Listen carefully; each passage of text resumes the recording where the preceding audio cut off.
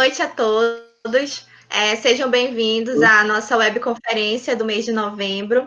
Muito obrigada pela presença de cada um. Hoje nós temos uma palestrante especial de fora. Muito obrigada pela sua presença. Daqui a pouquinho eu já vou lhe apresentar oficialmente. E nós vamos iniciar com a palavra do líder, né, do nosso grupo de pesquisa, o professor Dr. Augusto Teran. E aí, logo em seguida, a gente vai dar início à nossa palestra. Professor, a palavra é com o senhor. Ok. Boa noite a todos. Sim? Não sei se vocês já estão conseguindo enxergar o primeiro slide. Sim, professor. Informe de MPCF. Ótimo. Então, deixa aqui colocar. Sim. Então, boa noite a todos aqui presentes. Boa noite a nossa convidada, né? Aceitou nosso convite para estar hoje com o nosso grupo. Sim? Então, todo início de nossas webconferências, a gente faz uma pequena prestação de contas, ¿sí? De lo que realizamos dentro do grupo que vem caminhando conosco na universidade. ¿Sí? Só para informar para a nossa convidada, né, que nós temos os facilitadores que estão presentes dentro do grupo, que é a Ana Márcia Pontes Pereira, Eliane Veiga Cabral da Costa e Sami Daniele, que acabou de se apresentar. ¿Sí? Então, em primeiro lugar, sim, nós temos aqui os trabalhos que conseguimos aprovar nos congressos e simpósios. Sim? Então, tem o que está mais perto é o Simpósio Internacional Online de Divulgação Científica, Comunicação e Tecnologia na Educação na Amazônia. Sim? Então, já nós enviamos a lista, não? E acessamos o site, e lá está registrado a aprovação de 3 trabalhos. Sim? O primeiro é a importância dos recursos tecnológicos nas aulas da graduação em pedagogia em tempos de pandemia. Sim? Então, Sami Daniele dos Santos e Augusto Teran são os autores desse trabalho. O segundo que nós conseguimos aprovar é a temática ambiental usando o aplicativo WhatsApp em tempos de pandemia, de Elaine Veiga da Costa e Augusto Teran.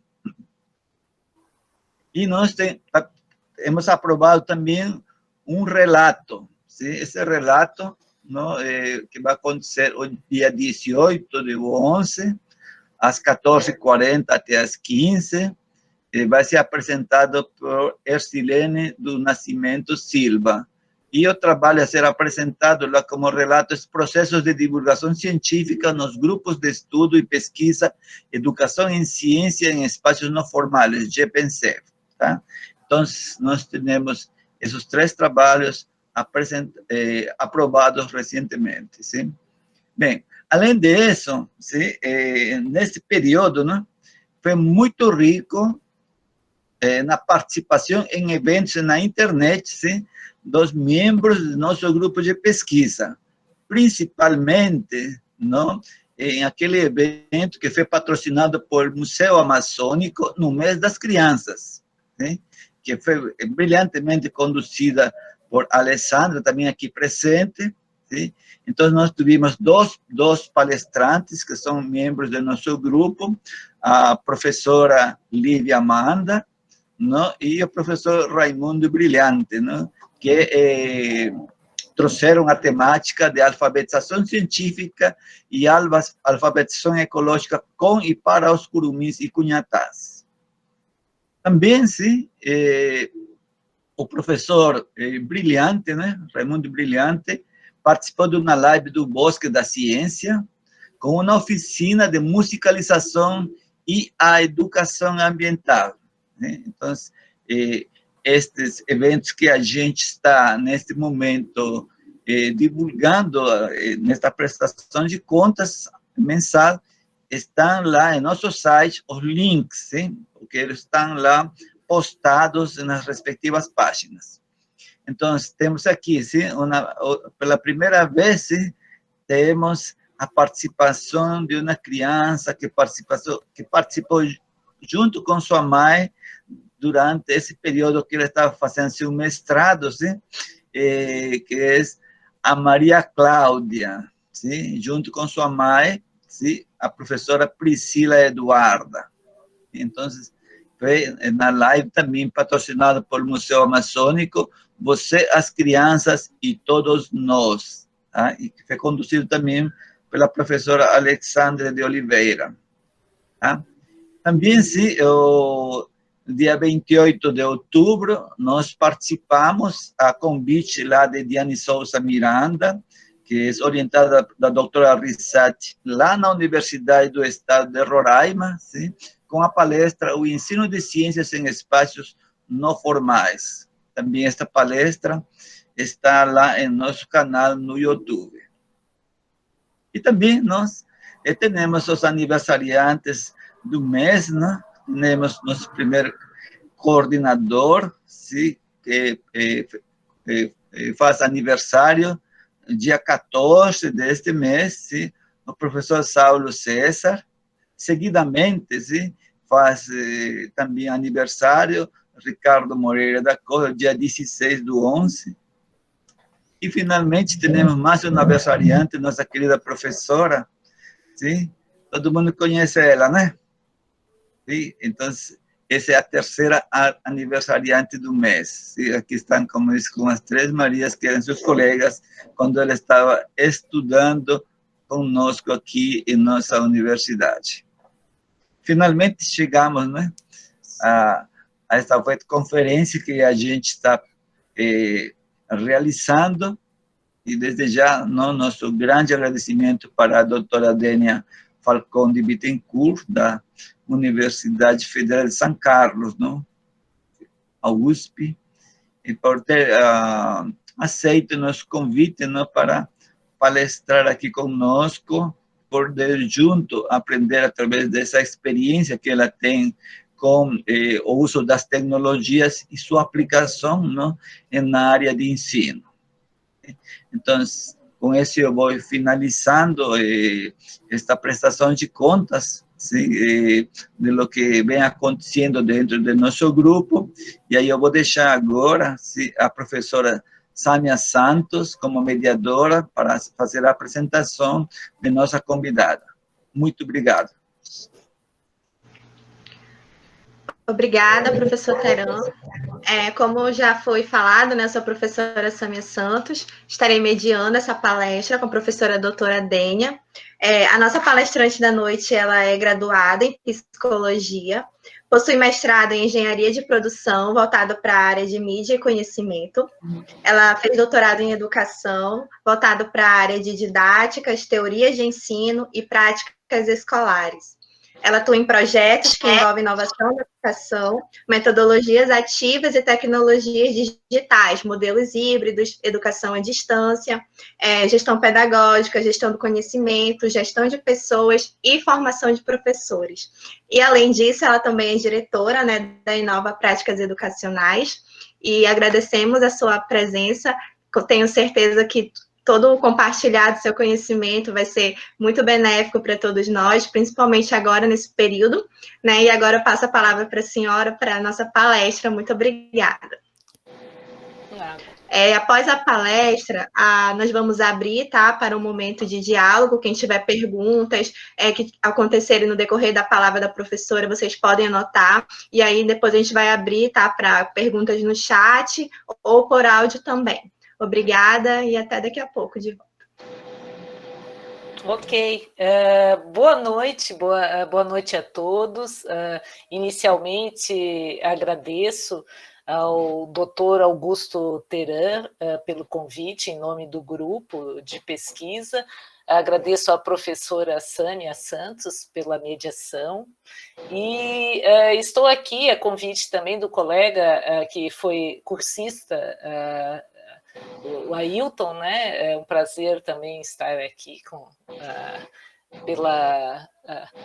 foi uma honra ter sido indicada. E bem, estou aqui para conversar com vocês. Deixa eu passar aqui a minha tela. E é sempre quando nós nos deparamos com o convite, né, de um grupo de pesquisa, selecionando algo para falar, relatar, e eu fiquei pensando, assim, entre tantas temas, assuntos que poderia contar, falar para vocês, o que seria diferente, o que seria único, o que eu poderia contribuir, né, que já não estivesse escrito, que vocês não estivesse aí em mãos, já que tem tantas informações, como que eu poderia ser relevante. Eu pensei nas práticas com a formação de docentes para uso de metodologias ativas em espaços híbridos, uma atividade que venho desenvolvendo nos últimos 5, 6 anos, como um interessante relato para contar para vocês, porque é uma história com uma trajetória bem particular e que eu vou primeiro me apresentar, né? Já falaram da minha formação de psicologia, engenharia e educação, essa formação interdisciplinar que tenho, né? Me apresento natural de Porto Alegre, meu sotaque gaúcho, e moro aqui em Florianópolis.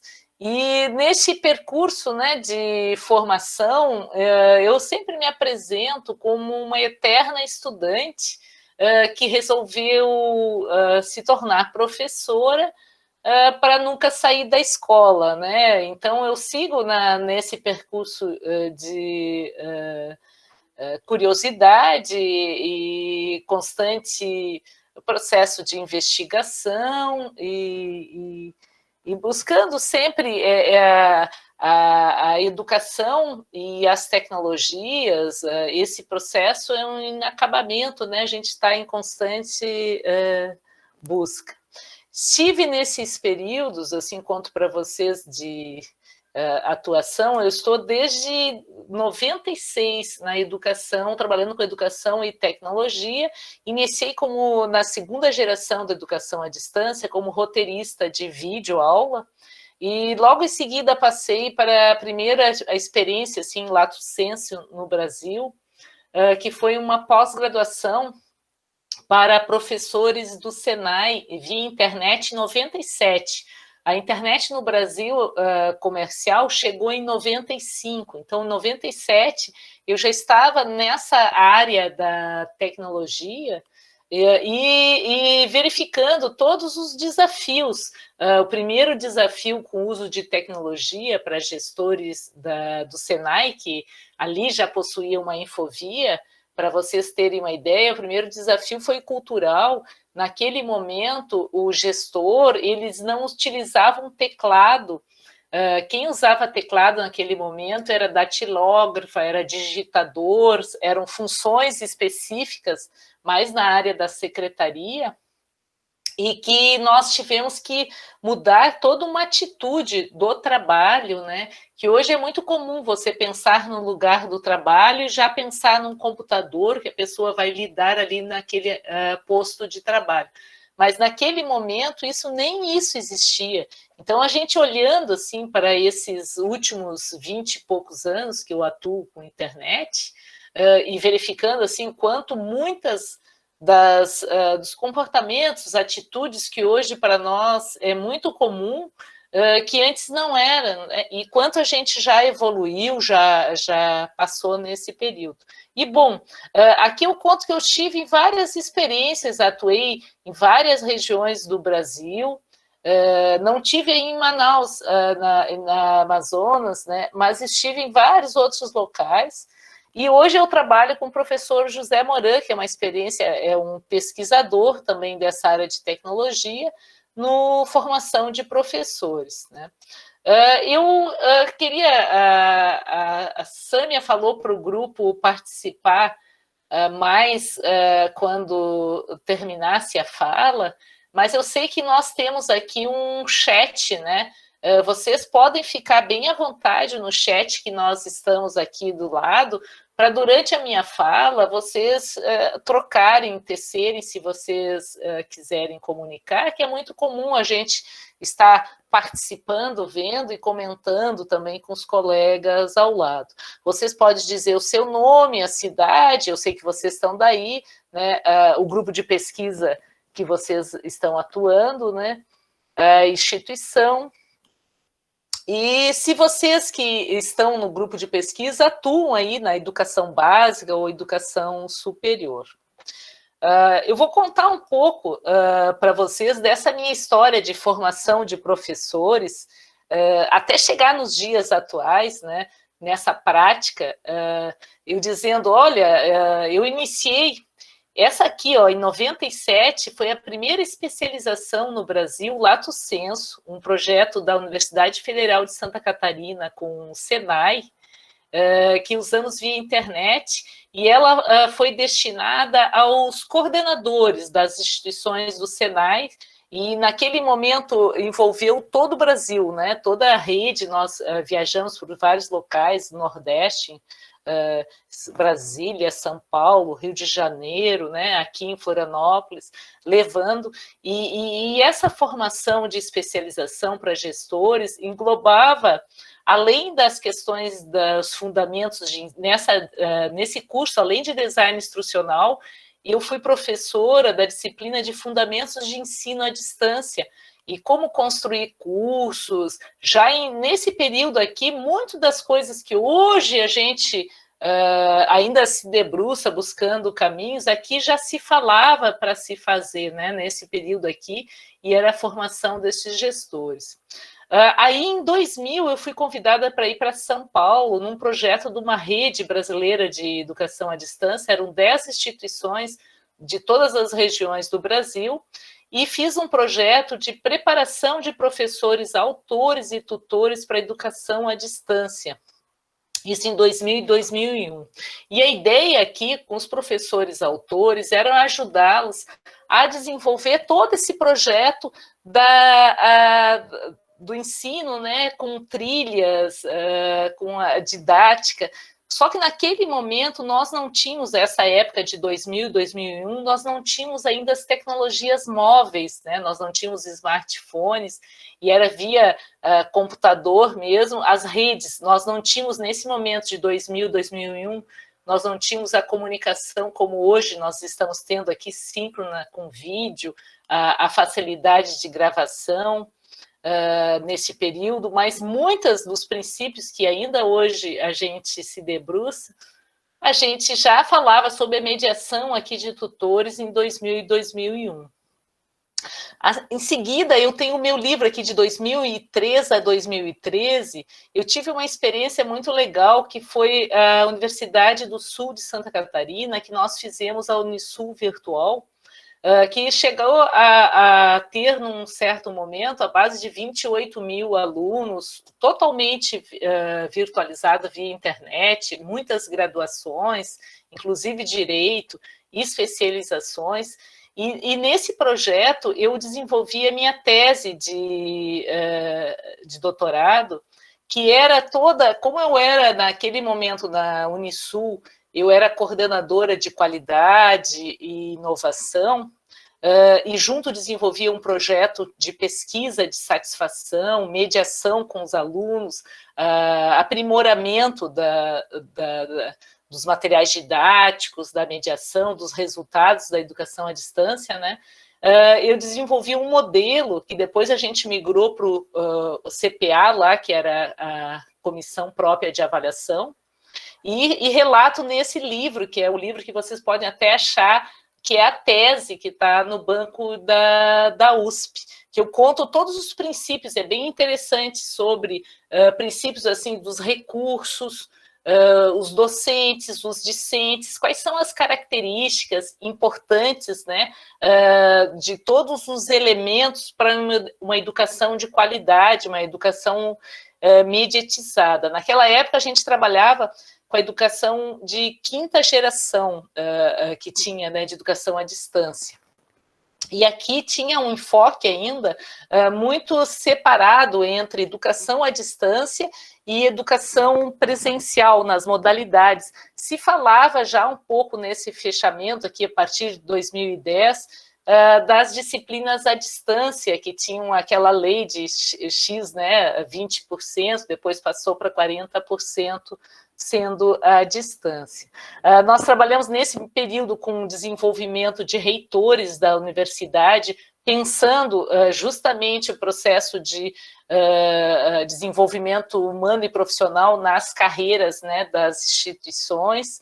Aqui é interessante a experiência, falando com o professor, sobre La Molina, que em 2009, o uso das novas tecnologias de informação e comunicação para a educação superior em 2009, e a preocupação lá dessa universidade no Peru era para cursos estricto sensu, mestrado, os professores gostariam de ampliar o tempo de estar com os alunos, porque os cursos de mestrado, os estricto sensus, eles tinham encontros esporádicos, uma vez por mês, né? E os alunos deixavam de se envolver com só depois do próximo mês, e ali a ideia com os cursos, com as novas tecnologias na educação superior, seria como qualificar e aproximar a relação do professor com o aluno, né? Eu estive também numa disciplina de inovação e gestão da educação à distância da USP, lá como produção, e tive uma boa, de 2004 até 2013, um trabalho de colaboração como consultora da Universidade Aberta do Brasil, a UAB, do Paraná, de Ponta Grossa. Lá no Paraná, na UAB de Ponta Grossa, nós fizemos todo o núcleo de educação à distância, fizemos a formação de professores, formação de tutores, desenvolvemos muitos cursos, aqui tem alguns livros, como Resolução e Transformação de Conflitos no âmbito dos ambientes da educação à distância, né? Cursos para estilos de aprendizagem, design das atividades. Estou contando isso para vocês verificarem assim, que tudo isso que nós estamos vivendo hoje, que parece que a gente caiu do dia assim, para a noite, num processo de ter que aprender, né? A gente resistiu, a gente sabia que ia ter a transformação, né? Mas nós já estávamos nos preparando, né? Um grupo, um certo de professores, isso aqui que eu estava fazendo desde 97, é o que hoje temos aí vigente, né? E aqui, assim, esses últimos são os cursos, as turmas, que desde 2015 eu venho oferecendo com o professor Moran de formação de professores. Aí nós começamos a partir de 2014, eu fui professora substituta aqui da Universidade Federal de Santa Catarina e comecei a formação de professores em período probatório para uso de tecnologias digitais e mídias, né? E o professor Moran já era meu parceiro e nós conversamos. Vamos incluir neste curso, além das tecnologias digitais, também o tema metodologias ativas. Naquele período que nós iniciamos, em 2015, a ofertar aberto o curso de tecnologias digitais e metodologias ativas, quase ninguém falava do tema, era um assunto ainda muito novo para aqui no Brasil, né? E nós ficamos desenvolvendo o curso, já temos aí mais de 40 turmas desde então, vários cursos em company, né? Nós temos trabalhado justamente todas essas competências que agora estão sendo requeridas da educação e da transformação, né? Onde são práticas ativas, né? Apoiadas pelas ferramentas online. Aqui, que mais que eu teria para perguntar para vocês? Eu queria que vocês me dissessem se vocês estão praticando ensinos, já modelos híbridos, se vocês conhecem, né? Mas eu quero, essa pergunta vocês vão responder em outro ambiente. Eu vou fazer com vocês também um exercício aqui, ó. Tem um software que se chama, deixa eu ver como é que eu vou passar para vocês, acho que é melhor por aqui, ó. Ele se chama uClap. Para vocês conseguirem fazer uso, vocês vão responder e a gente vai fazer uma chuva de ideias aqui, ó. Vocês precisam...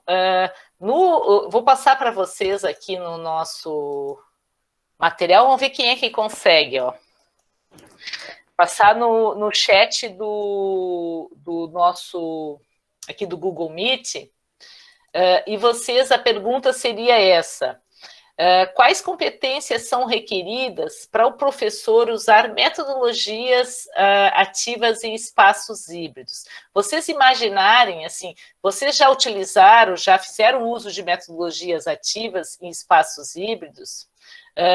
Se vocês já tiveram experiências, que tipo de conhecimento, que tipo de características, o que é preciso saber para trabalhar, né, com metodologias ativas em espaços híbridos? Vamos experimentar, ver quem é que consegue participar aqui para a gente fazer um exercício? Será que vocês conseguem acessar e colocar aqui?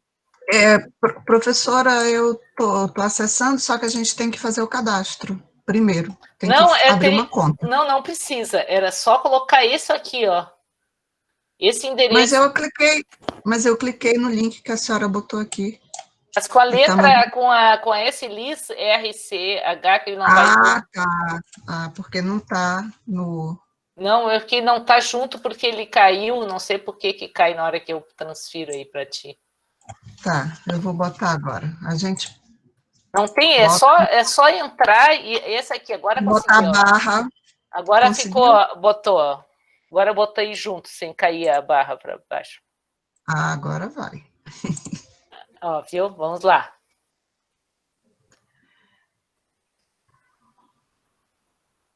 Vamos ver se vocês... Quem consegue primeiro? Vamos ver a primeira...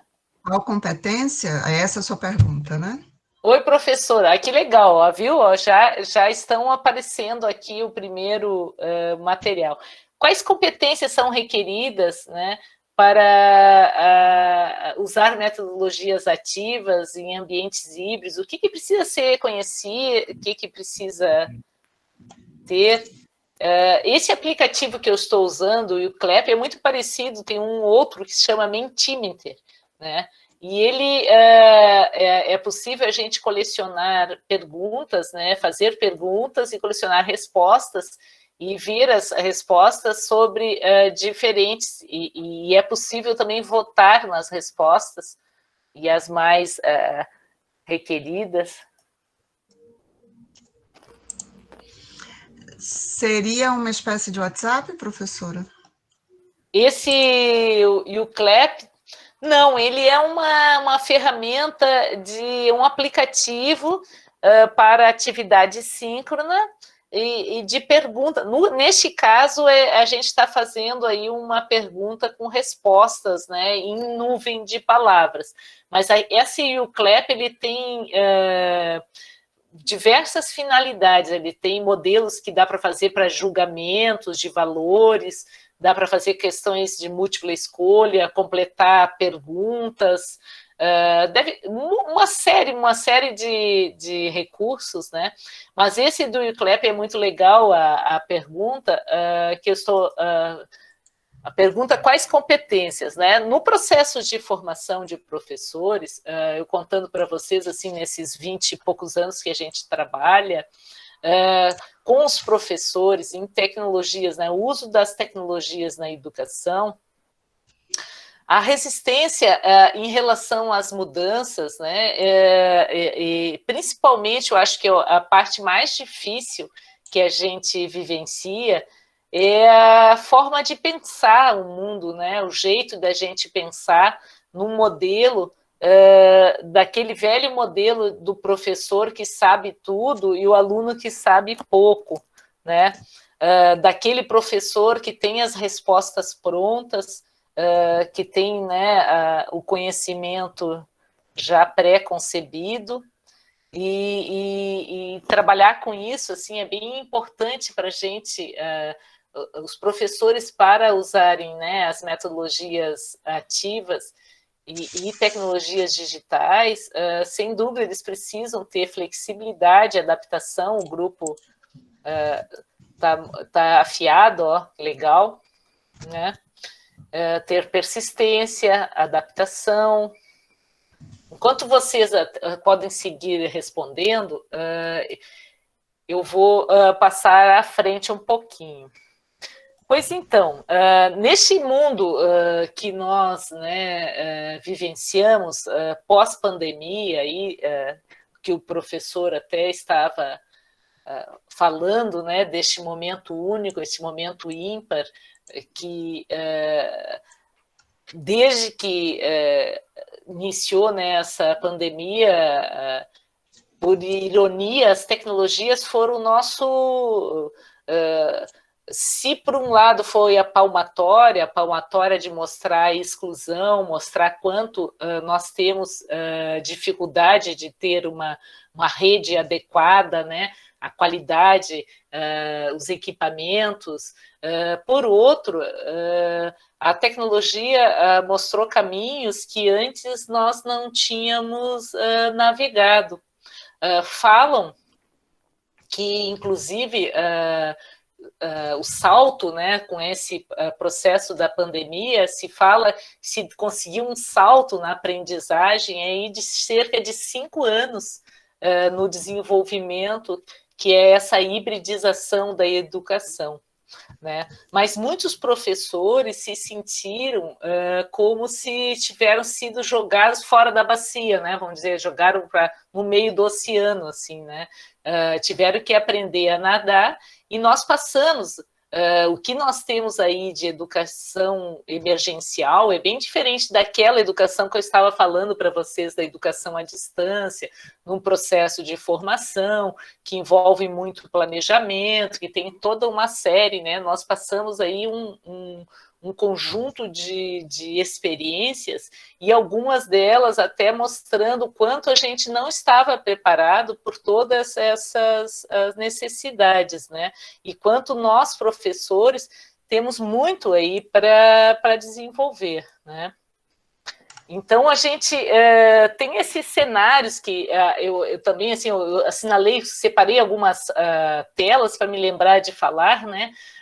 Que, assim, mesmo antes dessa pandemia, o cenário já era de muita inovação, de muita mudança, e essa mudança toda na educação, ela vem diante da necessidade de um novo aluno, né? Um aluno que atenda a um mundo imprevisível, a um mundo que, mais do que a pandemia, ainda deixou mais evidente, né, que a gente, né, precisa preparar esse aluno para uma profissão que ainda não existe, para o uso de habilidades. Então, que a gente sai de um processo de... Antes tinha uma preocupação com o conteúdo, e hoje nós passamos a ter preocupação com o aluno e o seu desenvolvimento, né, integral, e ele como um agente, né, do seu próprio processo de desenvolvimento. Para que possa ter condições aí essenciais de vida, ser feliz e ter a sua empregabilidade, né? Porque nós temos como exigências pessoas criativas e empreendedoras que aprendam rapidamente a adaptar-se a novos contextos, né? E que contribuam mais, façam escolhas mais libertadoras. Esse processo de mundo, né, que exige aí um novo aluno, foi que promoveu toda essa mexida, e as metodologias ativas, que é importante que se saiba, que elas existem desde sempre, elas não são algo novo que vem de agora, né? Elas surgem, a primeira história que falam das metodologias ativas, já Rousseau falava, isso nos 1700 lá, ele já falava da demanda, né, da aprendizagem por experiência. Então, tem muitas histórias que aconteceram, mas com a chegada das tecnologias, nós conseguimos avançar em aspectos que antes nós não avançávamos, que é a capacidade de personalização e trabalho colaborativo. Com tudo que nós vivemos, né, vocês acreditam que tem pessoas, tem professores que estão querendo que tudo volte como era antes, né? Será que vai ser possível, depois de tudo que aprendemos, de tudo que vivemos, né, voltar àquele velho modelo do professor que chegava antes para escrever a lição no quadro, ficava de costa o tempo todo, que tinha uma visão de transmissão, que ficava lendo o PowerPoint o tempo todo na sala, né? Ligava o PowerPoint e ficava lá nessa tendência. Então, assim, a gente verifica com essa caminhada toda de formação de professores, e é uma mudança, assim, que todos nós sabemos que aquele velho jeito, né, de ensinar, o ensino tradicional, já não atende mais a formação a um novo aluno, faz anos, né? E isso aqui que eu mostro parece uma coisa muito óbvia, mas quando a gente vai para muitas salas, que a gente vai na intimidade das salas que estão aí, e mesmo que são elas agora virtualizadas, a gente pode ver a coisa mais grave que se vê é aluno sentado por horas na frente de uma tela e o professor falando para ele 3, 4 horas, aquela velha aula, daquele velho estilo que deu a vida toda, né? E a realidade que nós vemos é essa, o problema, né? Como a gente podemos mudar? Então, assim, a formação de professores é trabalhar, assim, se nós sempre aprendemos, os professores que estão aí aprenderam daquele estilo tradicional, né? Então, mudar, promover uma sensibilidade, promover uma percepção para essa mudança. E é bem interessante que vocês saibam, assim, ó, que a cada 200 palavras que um professor fala por minuto, né, os alunos só escutam 50, 100. É muito interessante, a gente acha que tudo que se fala se escuta, mas não se escuta, ou os alunos só conseguem ver depois, até 10 minutos, passou de 10 minutos, ninguém mais consegue escutar. Então, assim, tem várias pesquisas que mostram, né, que o velho jeito já não serve mais. E aí, o que a gente faz no curso? A gente trabalha muito com os professores, né, eles percebendo a importância da aprendizagem ativa, né, de ter o professor aí uma mudança de papel como mediador, colocar o aluno como protagonista, participação dele ativo, né, do estudante, e promover esse ambiente de interação. E nós temos trabalhado nessas competências, a gente verifica, né, que para isso é necessário aí a gente sair daquele aprender reproduzindo naquela cultura sólida, né, e é necessário a gente aprender numa cultura líquida, uma cultura que ela está mais abrangente, a gente precisa ajudar os alunos a filtrarem informação, a se organizarem, a construírem objetivos, né? A serem protagonistas do seu processo. E aí, nessa formação de professores, que a gente está indo para esse caminho, né, que eu tenho conversado com vocês, competências chaves de um professor é ter o conhecimento desse conteúdo, né? Ter o conhecimento pedagógico, ter o conhecimento tecnológico digital. E é muito importante, vocês, quando falam a pesquisa da ciência, né, em ambientes informais, o quanto, né, aí essa teoria TEPAC, que a gente, deixa eu ver se eu acho ela aqui, ó, essa teoria TEPAC, né, que fala de conhecimento tecnológico, conhecimento pedagógico, conhecimento do conteúdo, né, e quanto esse conhecimento específico, quando você vai estudar ciência relacionado a um espaço informal, relacionado a determinado, né, quanto isso se precisa mesmo, é dependente de um estudo sério, né, que entenda ali a epistemologia do que se trata, quais são os andaimes, né, para a construção de um processo cognitivo, de um desenvolvimento de aprendizagem, né, para levar toda essa caminhada, né, são os questionamentos que eu faço, né, de integrar. Então, nós trabalhamos na nossa formação mostrando para os professores uma caminhada. Aqui tem vários modelos de aprendizagem, né? Passando para vocês rapidamente o que a gente faz, né? Nós apresentamos aos professores, via um ambiente Moodle que nós organizamos, uma trilha de aprendizagem. E nessa trilha de aprendizagem, nós organizamos atividades onde os professores experimentam coisas, experimentam processos, colocam a mão na massa, né? Participam de projetos. Aqui tem, num primeiro momento do curso, tem um movimento, a gente organiza o curso por questões mobilizadoras e por movimentos, né? Num primeiro momento, a gente tem um movimento para iniciar um movimento de ambientação, de familiarizar-se com as atividades, com o estilo dos enunciados, com a próprio mouse, né? Habilidade de atividades que vão dar para o domínio de um controle maior. Depois nós temos um movimento da aproximação, e neste movimento da aproximação, a gente tem a questão mobilizadora, o que são metodologias ativas, né, e como aplicá-las, a primeira aproximação. Então, eles vão se debruçar, estudando toda a abordagem das metodologias, o que são metodologias ativas, o que é ensino híbrido, quais são os principais modelos, todas as nuances deles, né. Aí depois eles partem para um processo de investigação. Esse movimento de investigação é quais são as tecnologias digitais apropriadas para uso em práticas ativas, e aí eles se debruçam sobre pesquisas de ferramentas da Web 2.0 e todos os aplicativos que tem disponível, e pensando num processo de curiosidade, de verificar essa ferramenta, ela é gratuita, ela é paga, essa ferramenta transita com quais mídias, né? Ela usa vídeo, usa texto, ela usa, né, áudio somente, enfim, como que ela usa e como que eu posso aplicar ela na investigação sobre o ponto de vista pedagógico, para que ela serviria, né?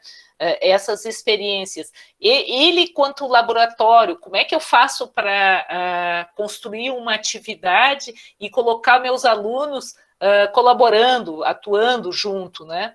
Então, tem uma série de atividades aí na investigação. O próximo movimento, eles têm de elaboração. No movimento de elaboração, os professores já aí se voltam para o processo de como é que elaborar atividades significativas, interessantes, que envolvam os alunos, né? Quais são os requisitos de planejamento, como é que eu integro as metodologias ativas com as tecnologias que eu verifiquei, né?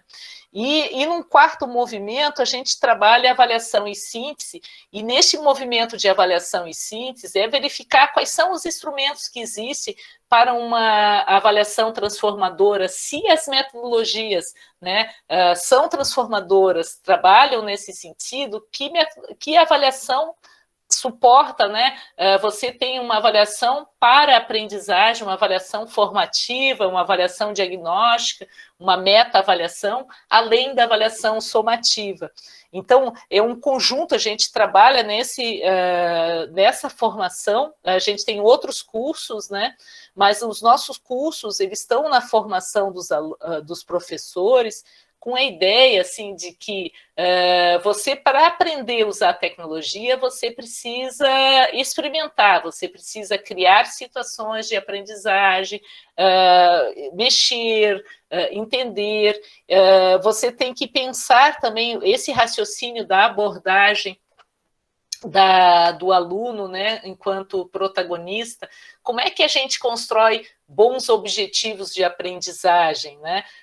Porque os objetivos, mostrando para os professores quantos objetivos de aprendizagem estão relacionados precisam estar relacionados, né, com os conteúdos, com as atividades de avaliação, esse alinhamento, e esse é o trabalho que a gente vem desenvolvendo, e tem muitas lições assim que a gente trabalha com os professores. Cada professor no curso desenvolve o seu e-portfólio, o resgate do e-portfólio como uma ferramenta-chave, como recurso, né? Seria o diário de aprendizagem que conta, né, cada aluno. Né? Nós trabalhamos com fontes, assim, pesquisas, para conhecer mais os nossos alunos, entender os seus processos, né, acompanhar as tecnologias. A gente trabalha com Google Maps, mostrando para eles que é interessante misturar geolocalização e atividades, né? Eles fazem experiências de sala de aula invertida, experimentando fazer vídeos, aula gravando, usando ferramentas de mineração de textos, né? Fazendo compartilhamento via Padlet, né, trabalhando com mural digital e atividades, compartilhando experiências, experimentando usar o Kahoot nas práticas, né, aqui ele usou o Prezi para apresentar o Kahoot, né, trabalhando também com práticas com colegas sobre esse caso aqui de odontologia, né, infográficos que eles fazem, galerias, e é muito riquíssimo assim, o trabalho. Eu tenho ver se eu localizo aqui para vocês, um colega, eu acho que foi um colega do Ailton, até dessa nossa última turma, fez um trabalho que eu achei tão interessante, que resume bem o nosso empenho de transformação do professor no desenvolvimento do curso para essa sensibilização, né, da abordagem ativa para a aplicação de tecnologias, não as tecnologias como simples ferramentas de transmissão de conhecimento, mas como ferramentas geradoras de conhecimento. Aqui estou abrindo aqui, ó,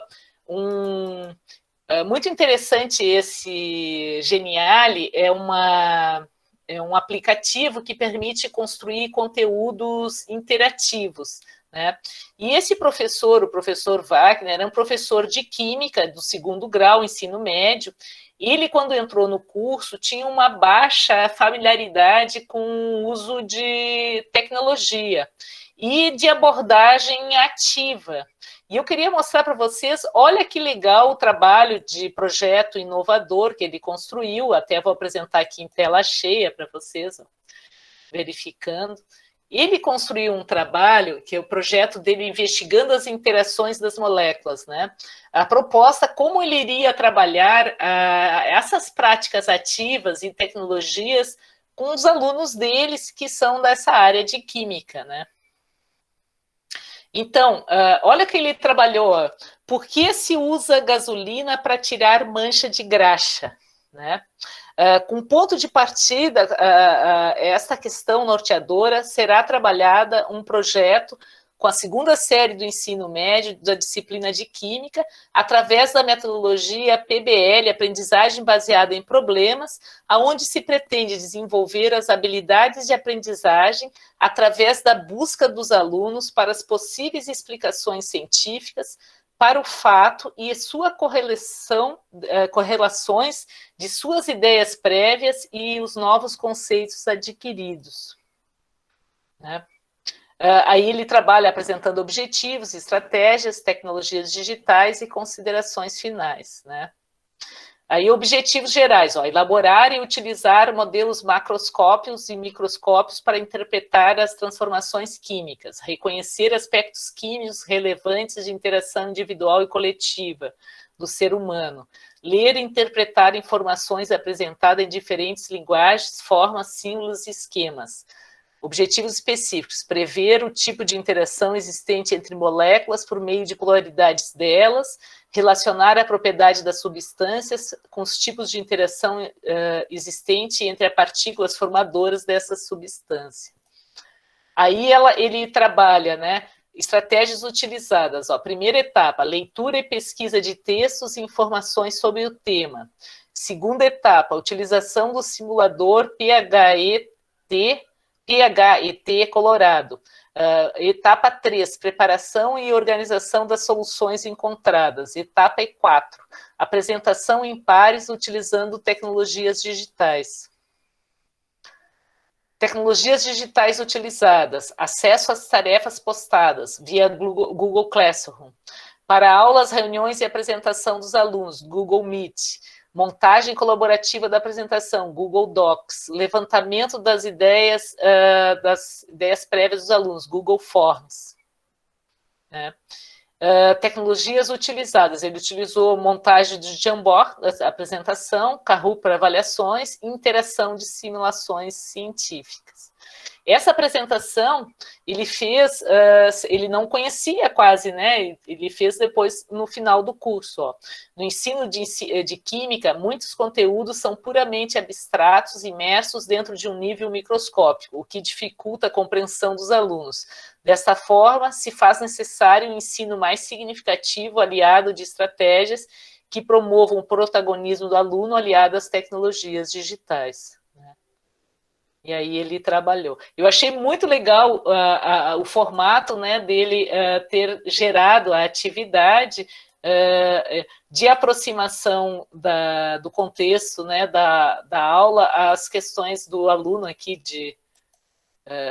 né, a pergunta-chave, né, por que se usa gasolina para tirar manchas de graxa? Achei muito legal, e depois que ele iria seguir essa trajetória.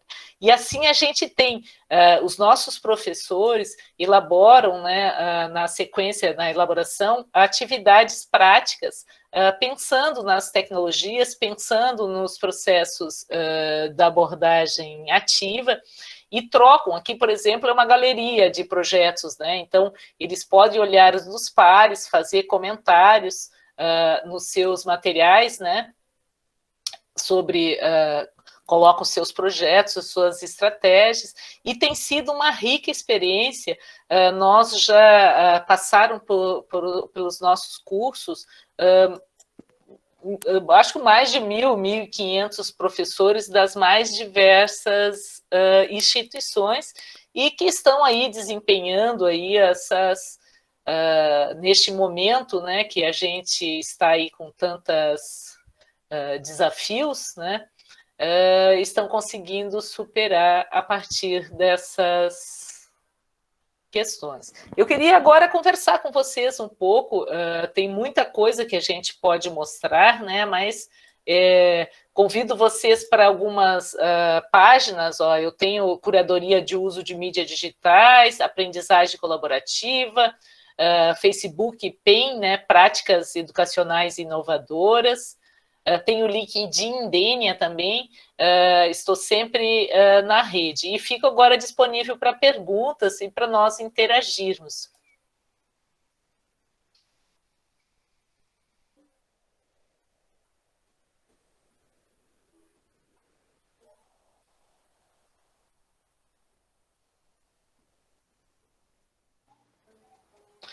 Aqui, eu estou vendo que o pessoal está conversando, vocês estão me escutando? Sim, professora. Tem várias perguntas aqui no chat para a senhora. Quem é que vai filtrar ela para mim? Eu vou iniciar ali, professora, só um minutinho aqui, que já desceu aqui a minha barra de perguntas. Tem aqui uma primeira pergunta da professora Alexandra, que ela faz o seguinte questionamento: qual o seu olhar no que envolve a discussão das tecnologias digitais na educação infantil com as crianças? Posso repetir, se ela quiser eu repito? Não precisa. A educação infantil, ela é muito delicada. A educação infantil, as crianças precisam brincar, precisam lidar com o que tem em mãos, o mais próximo. As tecnologias, claro, neste momento elas ajudam muito, né? E tem que saber, principalmente a gente trabalhar os pais, os responsáveis, as pessoas que estão próximas, ajudá-los, né, apoiá-los, que neste momento estão com muita dificuldade, não só pelo processo de ter que trabalhar, mas porque eles não sabem mesmo lidar com as crianças. A gente verificou nesse momento aí o quão difícil é a educação infantil, né? E quanto é desvalorizada a professora que fica com essas crianças que têm tanta dificuldade de mobilização. Então, eu vejo assim, as tecnologias, elas deveriam apoiar a formação contínua dessas professoras, né? Elas estariam para as professoras, né? Estariam ajudando elas a construção de materiais, a trabalhando comunidades de práticas, a formação, né? E as crianças, elas lidariam com materiais não estruturados. A princípio, a criança precisa trabalhar aí a sua interação, a sua relação com o mundo, né? As coisas. Há controvérsias. Tem, sim, um plano que é o pensamento computacional. E o pensamento computacional e tecnologia são coisas que são diferentes, né? O pensamento computacional a gente pode inserir em várias práticas que nós lidamos com as nossas crianças. Por exemplo, nós podemos construir mapa conceitual com as crianças, né? Relacionando com o mundo, com objetos de roda, de brincar de roda, né? As crianças podem lidar com conceitos de algoritmos, que são processos, né? De primeiro faz uma coisa, se coloca para lá, vai para lá, se coloca para cá. Aquelas questões que são bem importantes, que hoje se vê como fundamentais para a formação da criança, nós podemos utilizar com outros materiais, não necessariamente ser direto com a tela, né? Essa tela a gente tem que sempre, se possível, poupar a criança, né? Agora, podemos lidar com várias... hoje a gente verifica aí os pais, as crianças estão de babá, né, com os smartphones. A gente tem que... Aí tem uma outra questionamento, né, como fazer o bom uso. Eu vejo que a gente tem que trabalhar muito, ajudar os pais. Esse é o problema maior, né? A relação, a tecnologia para trabalhar junto à família e essa relação com a criança e a escola.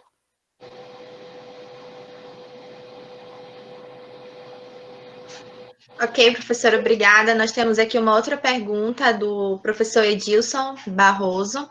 E aí ele pergunta, né, como trabalhar com tecnologia, internet, educação à distância, no nosso caso, nos municípios do Amazonas com problemas de internet, que no caso é uma situação, é uma realidade nossa, né? É um problema bem sério, até eu digo sempre, eu cito como exemplo, essa coisa de dizer que nasceu em tal data e é nativo digital é piada, né? Porque, assim, se uma pessoa nasceu numa floresta amazônica, longe de qualquer parafernália, né, qualquer equipamento, não é nativo digital nem aqui, nem na China. Então, não é o fator de ter nascido numa data que faz do sujeito o nativo. O processo da tecnologia é cultural, está relacionado com a cultura, da onde esse sujeito vive e onde ele habita. Agora, a gente não pode negar que cada vez mais a gente verifica que em todos os locais do mundo existe a hibridização e a chegada das tecnologias que se tornam aparatos mais baratos. E na floresta a gente sabe que tem muitos por antenas, né, por rádio, que tem acesso à tecnologia. A gente sabe também que muitos irão trabalhar com um mecanismo, quando chega no mercado de trabalho, os drones,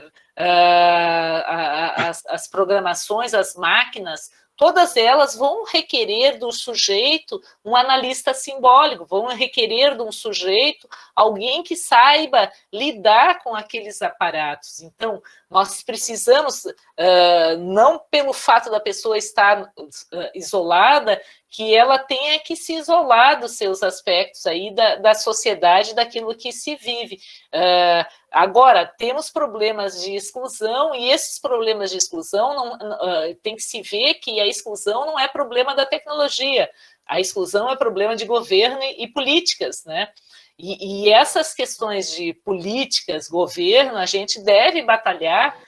Eu sou a favor, minha visão, assim, né, é que a educação se tornasse um programa de Estado, né? Antes de ser, não deveria ser de governo, deveria ser de Estado, e o direito à internet, um direito de todos, né? Assim como água, luz, esgoto, internet é um direito humano, né? Direito à informação, é um direito à cidadania, né? E à florestania também, por que não? Né? Porque vocês estão aí conectados com o mundo.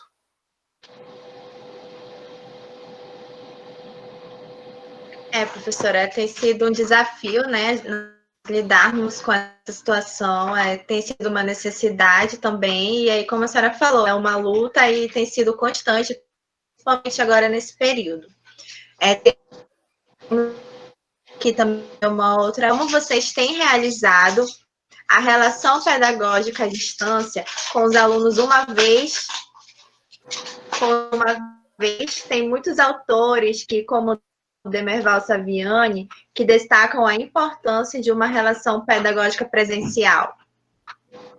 Acho que é porque teve uma palavra que repetiu, destacam a importância de uma relação pedagógica presencial, como que sim, tem uma teoria, a teoria da distância transacional, do Michael Moore, que fala que a distância ela está mais relacionada na qualidade da interação do que na mediatização.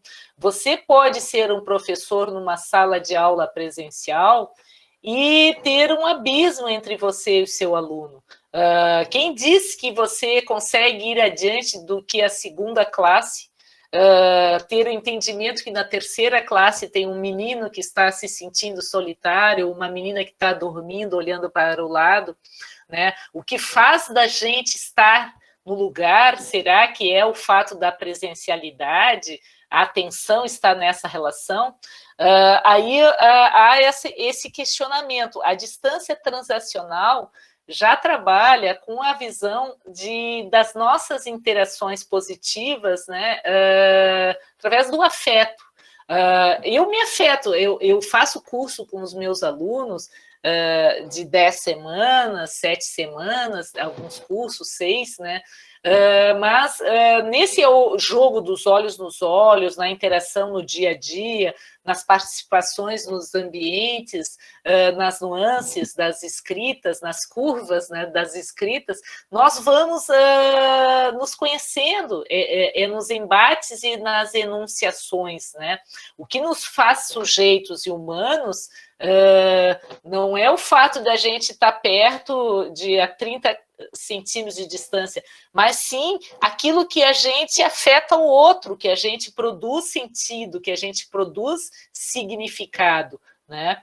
Então, cabe a nós buscarmos, redescobrirmos, né, caminhos com esses aparatos de como nós afetarmos mais o outro, né? Produzirmos relações de afeto.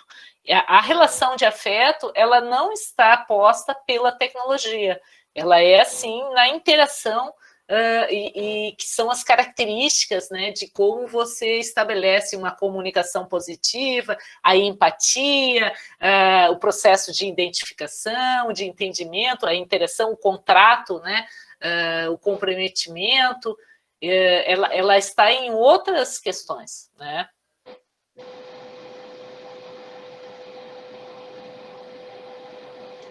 Mas claro que o presencial, claro que o presencial, gente, eu adoraria estar com vocês aí, né, olhando olhos nos olhos, a gente, claro que estaria, é diferente, cada estar é o seu momento, né? Mas a gente tem que pensar que hoje, com o hibridismo, a gente vai voltar 1h10 para a sala de aula, a gente não vai ficar, né, o tempo todo. Eu acredito que 1h10 a vacina chegue, né? Mas a gente aprendeu esses novos espaços e a gente pode ver o mundo, vocês que trabalham com espaços, né, que o mundo é multidimensional. Os espaços da aprendizagem são espaços multidimensionais. Nós temos educação que vai do formal ao informal, né?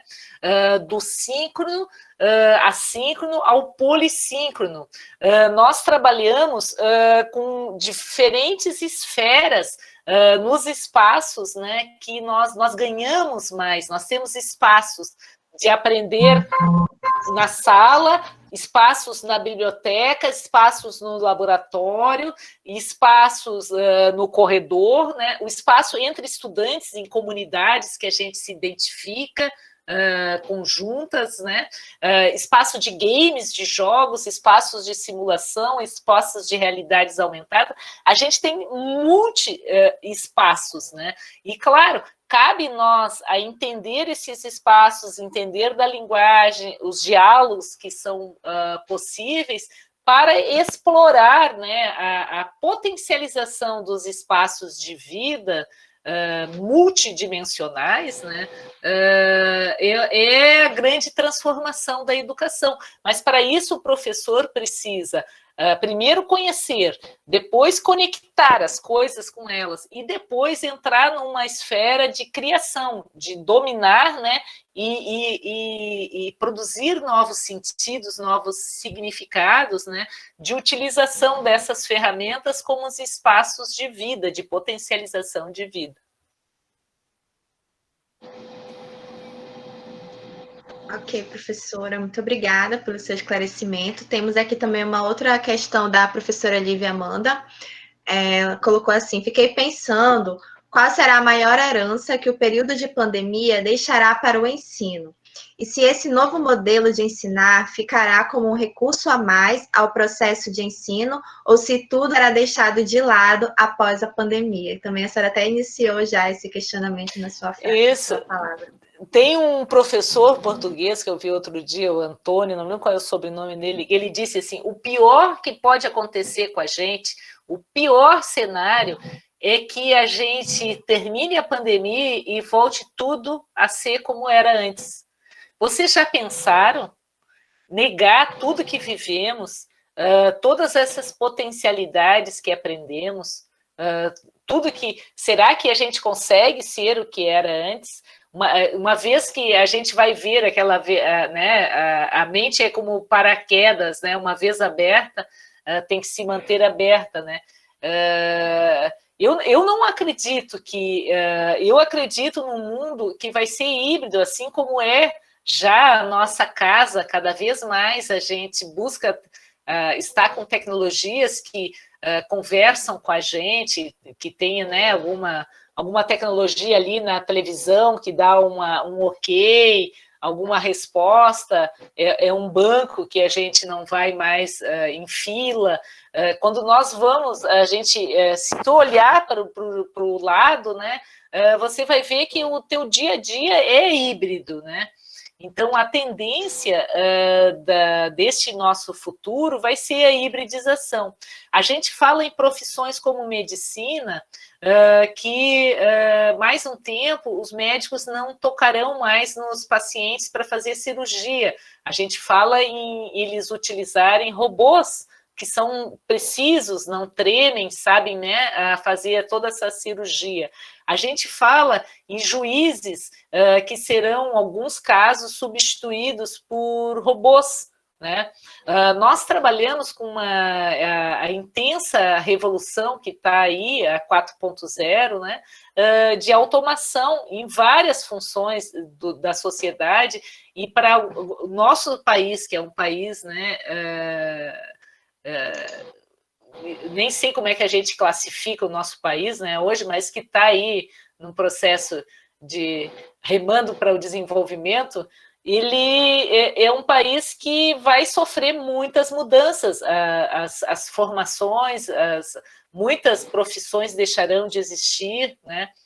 Então, você deixar de utilizar tecnologia em diversas, assim, colocando no seu equilíbrio, tem que achar um equilíbrio, né, para a formação dos alunos, a formação no ensino médio e a preparação para o trabalho, que nós preparamos, né, nossa educação, a gente prepara para a sociedade. Então, para ser indivíduos, né, participantes da sociedade, terem o pensamento, colocar-se com essas habilidades requeridas, nós precisamos, como professores, nos apoiar nessas tecnologias, entendendo que essas habilidades, essas competências que estão no processo pensamento lógico, pensamento crítico, criatividade, né, empatia, as soft skills, né, as habilidades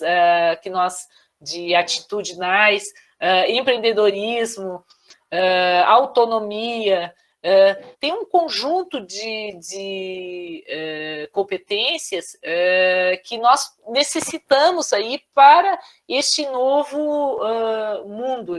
E para isso nós precisamos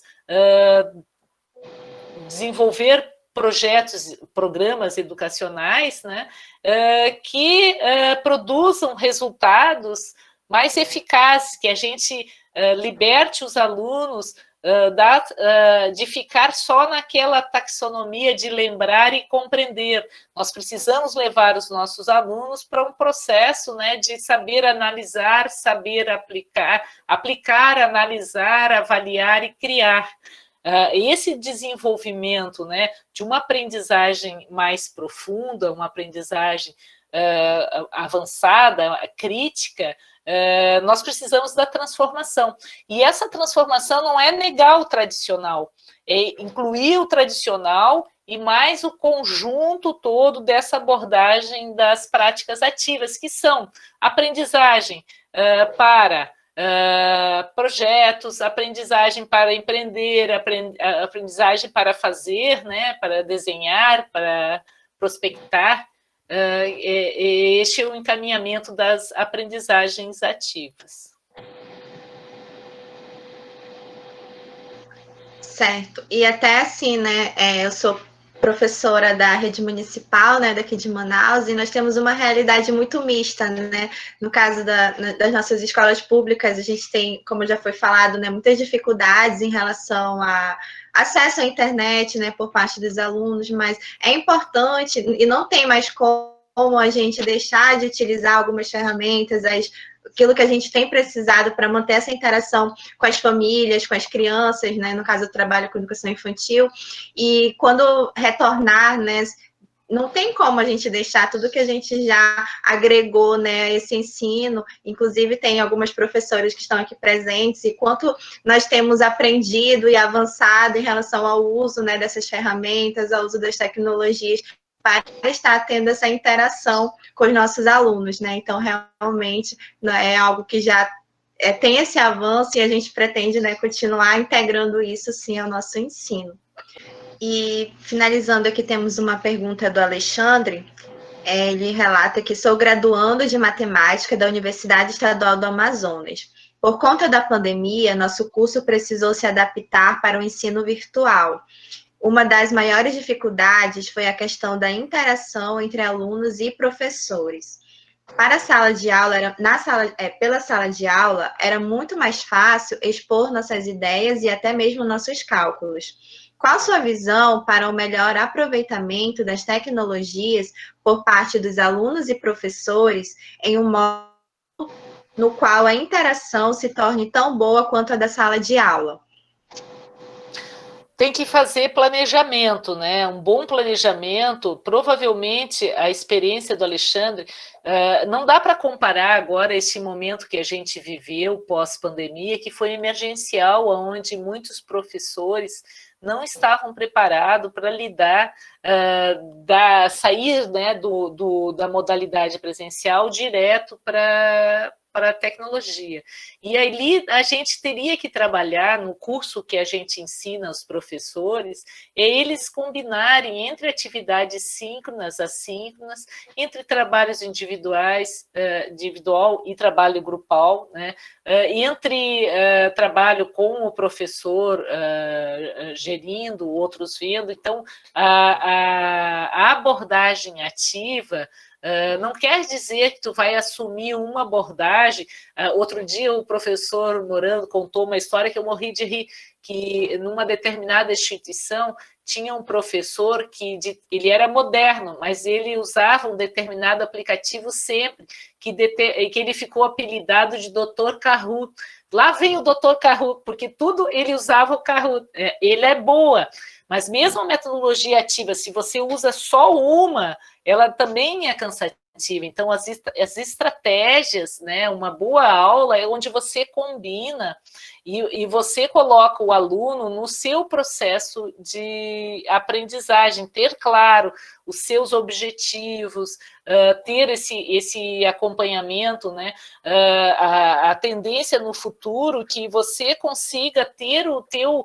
Cada aluno tem um determinado aproveitamento, então você consegue personalizar, levar esse aluno, né, aprofundar os seus pontos que mais é importante, que está relacionado ali com o seu projeto para a formação, né? Então, é necessário, sem dúvida, formação para os professores, o que eu termino dizendo, né? Os professores, claro, todos terão que ser... A mudança que está aí na transformação da educação é para todos. Os alunos têm que mudar, porque eles não vão ficar passivos esperando de boca aberta ali, que fica nem passarinho, né, esperando receber comidinha. Os alunos precisam criar mais autonomia, mais independência, isso se constrói, né, a partir do professor que vai engendrando atividades, levando o aluno a novas atitudes, né? E este professor, ele precisa... fazer cursos, se preparar, conhecer como misturar as estratégias, como combinar o seu projeto. O futuro será até a discussão da própria instituição, o formato, como está o currículo desenhado, sabe? Tem muita mudança aí que a educação no mundo todo sofre atualmente uma discussão grande, assim, para mudanças em todos os âmbitos, seja nos âmbitos, primeiro lugar, da sala de aula presencial, física, né?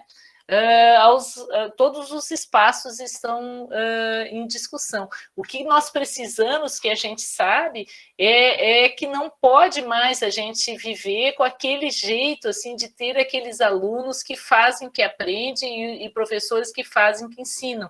A gente não pode ter um modelo educacional com uma formação ineficaz. A gente precisa produzir aí qualidade. E qualidade tem assinalado atualmente que essas abordagens ativas, né, que combinam um conjunto grande de estratégias, promovem melhores resultados.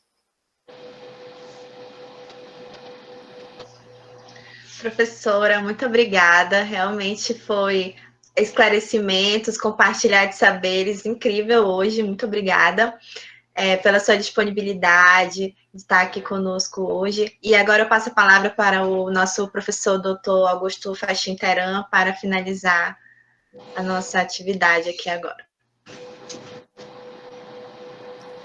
Ok. Bom, acredito que nós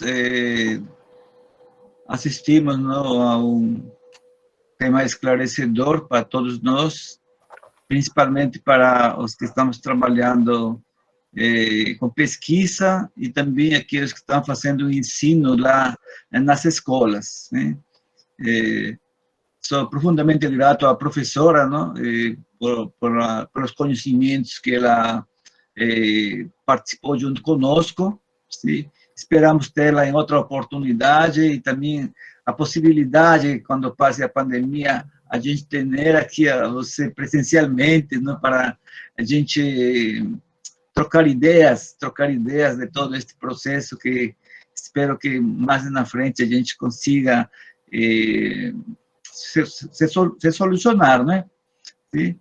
Mas acredito que também seguiremos entrando em contato, os estudantes aqui presentes, né, que têm também esses problemas, a gente precisa continuar dialogando, até porque, né, como foi colocado aqui, né, muitos de nós, sim, estamos iniciando esse processo, mas esse é um processo contínuo, né? Contínuo de aprendizagem, de aprender essas coisas e trazer isso para dentro da sala de aula, não é?